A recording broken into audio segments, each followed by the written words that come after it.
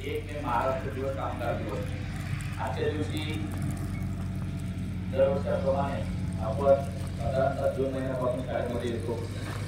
जून ते एप्रिल पर्यंत आपण वर्षभराच्या ज्या ऍक्टिव्हिटीज असतात, पहिली चाचणी असेल, दुसरी चाचणी असेल, प्रथम सत्र परीक्षा असेल, काही प्रगत शैक्षणिक महाराष्ट्र अंतर्गत संकलित मूल्यमापन चाचणी असेल, अजून काही स्पर्धा परीक्षा असतील, इयत्ता 5वीच्या विद्यार्थ्यांसाठी शिष्यवृत्ती परीक्षा असते, 8वीच्या विद्यार्थ्यांसाठी शिष्यवृत्ती परीक्षा असते, इयत्ता 8ला एमएस नावाची शिष्यवृत्ती परीक्षा असते, चित्रकला एलिमेंटरी इंटरमिडिएट नावाची परीक्षा असते। अशा अनेक परीक्षा आपण वर्षभर देत असतो आणि या परीक्षांच्या माध्यमातून आपल्याला यश अपयश येत असतं। काही विद्यार्थी यशस्वी ठरतात, काही विद्यार्थी अपयशी होतात, परंतु यश आलं तर खूप आनंद आपण मानत असतो, मनवत असतो, आनंद साजरा करत असतो।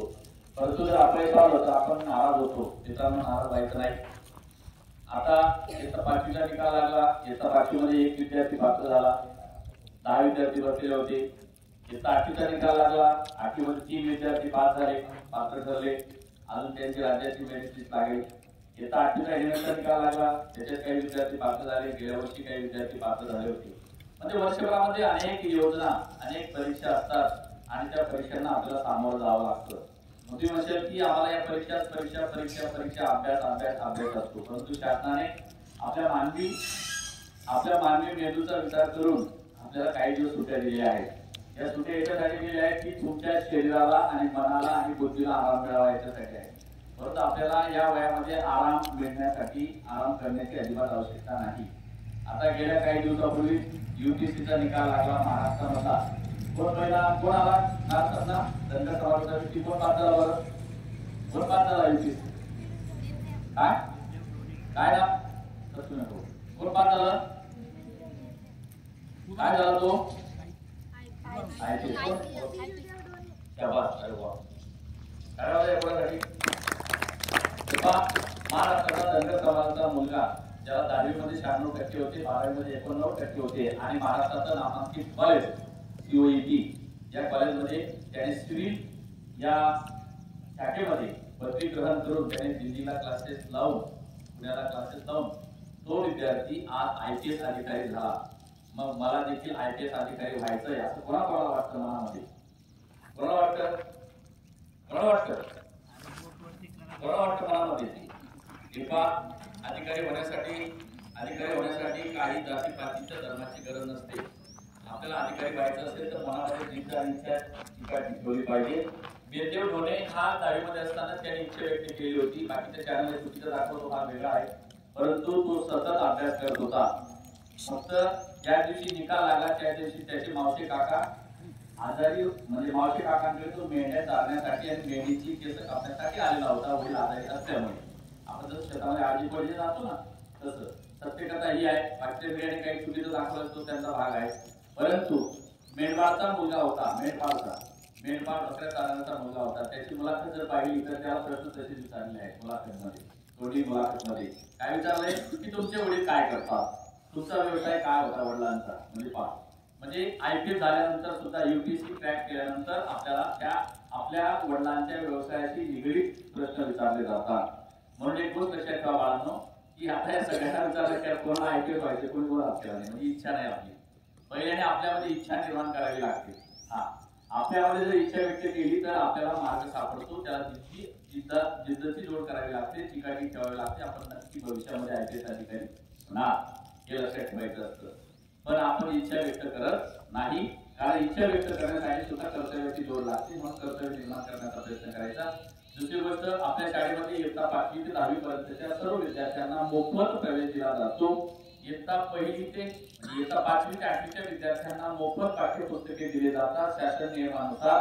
इयत्ता 5वी ते 8वीच्या विद्यार्थ्यांना दररोज शालेय पोषण आहार दिला जातो, त्याच्यामध्ये पूरक आहार हाही शासनाच्या निकषानुसार दिला जातो। इयत्ता 9वी 10वीच्या विद्यार्थ्यांना देखील या ठिकाणी मध्यान्ह भोजन योजनेअंतर्गत जेवण दिलं जातं।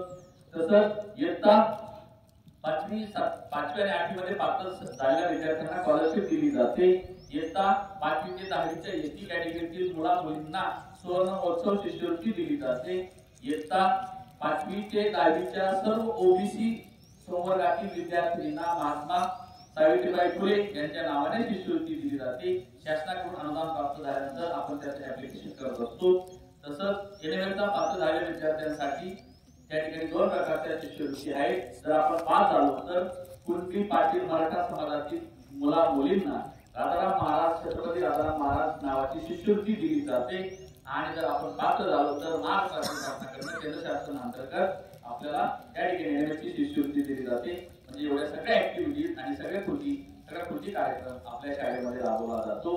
काही आदर्श शैक्षणिक संस्थांमार्फत किंवा काही सामाजिक संस्थांमार्फत काही कार्यक्रम होतात, तेही कार्यक्रम आपल्या विद्यालयामध्ये भरपूर प्रमाणामध्ये राबवले जातात। म्हणजे आपण कृती कार्यक्रमामध्ये ऍक्टिव्हिटीज मध्ये जवळजवळ बऱ्यापैकी पुढे आहोत। म्हणून कोणी काही सांगत असेल त्याला कोणी चुकीच्या याला बळी पडायचं नाही। परिसरामधून कुठून तरी काहीतरी फॅड येतं आणि त्या फॅडच्या मागे आपण धावायचं नाही। किंवा बिरुदेव ढोणे हा इयत्ता 1ली ते 4थी जिल्हा परिषदच्या प्राथमिक विद्या मंदिरमध्ये शिकलेला विद्यार्थी आहे, हे लक्षात ठेवायचं। म्हणून आपण एकच मुलाचा विचार करायचा नाही तर आपण सगळ्यांचा विचार करायचा असतो। त्याप्रमाणे एक विद्यार्थी एक मुलगी धुळ्याची ती पण UPSC क्रॅक झाली, ती पण मराठी माध्यमाच्या 1ली ते 4थीच्या शाळेमध्ये शिकलेली मुलगी आहे, हे लक्षात ठेवायचं। म्हणजे तुम्हाला मराठी माध्यमाच्या शाळांमध्ये तुम्हाला सगळ्या प्रकारच्या ज्ञान आणि नॉलेज दिलं जातं। त्याला फक्त तुम्ही स्वतःहून त्याला जागृत करायचं आहे, त्याला बाहेर काढायचं असतं। विद्यार्थ्यांमध्ये बहुत कला असतात, विद्यार्थ्यांमध्ये भरपूर गुण असतात, विद्यार्थ्यांना सगळं काय असतं। मी पाहतो आता जवळजवळ मी बरेच विद्यार्थी पाहतो दुपारच्या वेळी, त्यांना काय आयडिया काय सांगता येत नाही। म्हणजे त्यांच्यामध्ये सगळं स्किल असतं, परंतु ते स्वतःहून कधीही काढत नाही किंवा पालक त्याच्याकडे दुर्लक्ष करतात। म्हणून मला तुम्हाला सगळ्यांना सांगायचं आहे की बाळांनो, आपल्याकडे सगळे विद्यार्थी 5वी ते 10वी प्रवेशित विद्यार्थ्यांसाठी सगळा कृती कार्यक्रम राबवला जातो। आणि त्याच्या माध्यमातून तुमच्याकडे कोणी येणार असेल 5वी मध्ये 6वी मध्ये 7वी मध्ये 8वी मध्ये 9वी मध्ये 10वी मध्ये किंवा एवढंच नाही, एखादा बाह्यचा विद्यार्थी येत असेल आणि त्याला 10वीला जर प्रवेश नाकारला जात असेल तर तेही कार्यक्रम आपण करून टाकतो। म्हणजे सगळ्यांना आपण प्रवेशित करण्याचा प्रयत्न करतो आणि सगळ्यांना चांगल्या प्रकारचे शिक्षण देण्याची एकमेव शाळा म्हणजे अगस्त्य माध्यमिक विद्यालय कलमाडी। म्हणजे आपण सगळे प्रयत्न करतो। जीवन एवढंच नाही, शेवटच्या क्षणाला 10वीचा परीक्षेची वेळ येते, परीक्षेच्या वेळ आल्यानंतर देखील त्या ठिकाणी माझे सर्व शिक्षक मेहनत घेऊन सर्व विद्यार्थ्यांना सर्वतोपरी वर्षभर शिकवतात आणि वर्षभर शिकवून शेवटच्या मिनिटापर्यंत माझा विद्यार्थी कसा पास होईल याच्यासाठी प्रयत्न करतात। म्हणून त्यांच्यासाठी सुद्धा एकदा सगळ्यांनी टाळ्या वाजायच्या।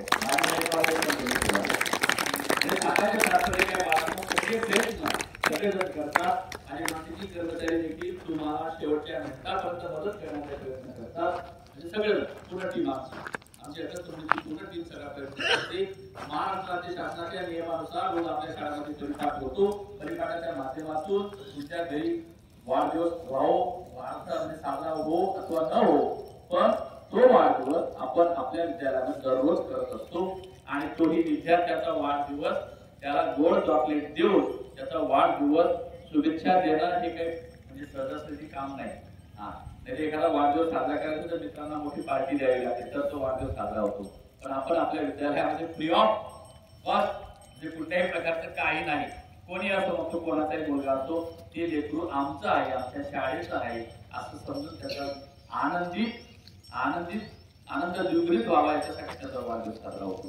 म्हणून बाळांनो, आपल्याकडे जर तुमच्या गल्ली बोळामध्ये आजूबाजूला कोण 5वीचा 6वीचा 7वीचा विद्यार्थी 8वी 9वी 10वीचा विद्यार्थी प्रवेशित होण्यासाठी येत असेल, ते दररोज सोमवार ते शनिवार पर्यंत सकाळी इथं 8 पासून 8 वाजेपर्यंत दररोज तिथं 2-3 जण कोणीतरी जाईल, त्यांच्याकडे नाव द्यायचं आहे। किंवा मला वैयक्तिक फोन केला तरीही चालेल, वर्ग शिक्षकांना फोन केला तरीही चालेल। दुसरी गोष्ट, जरी सुट्टी लागली असेल, सुट्टीच्या कालावधीमध्ये तुमच्या वर्गाच्या ग्रुपवरती काही चांगलं जे असेल वाचण्यायोग्य असं टाकलं जाईल, ते वाचण्याचा प्रयत्न करायचा आहे। जे चांगलं असेल लिहिण्यासारखं तेही लिहिण्याचा प्रयत्न करायचा आहे। सुट्ट्या लागल्या म्हणून नुसती मजा करायची नाही, अभ्यासही करायचा आहे।